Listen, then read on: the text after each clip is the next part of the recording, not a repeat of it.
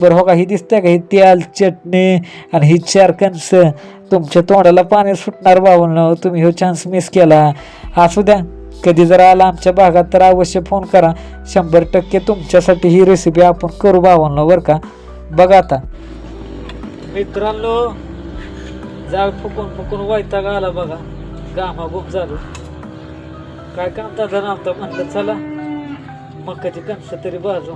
गावरान रेसिपी, गावाकडचं आयुष्य आपलं यूट्यूब चॅनलवाल्यांना तरी दाखवू. सिटीत राहणाऱ्या माणसांना गावाकडच्या रानमेवाची मजा घेता येत नाही मित्रांनो. म्हणून म्हणलं चला काहीतरी करूया. कणीस खायच्या आधी तोंडाला पाणी सुटलंय बरं का. चटणी बिटणी लावली, नुसतं काम कसं असतं आपलं मलाय मार्के. मोर्या सुतार म्हणजे लय खतरनाक सिस्टीम असते बरं का बाबा. बघू या तुम्ही बी लांबनच कसं खायला. आता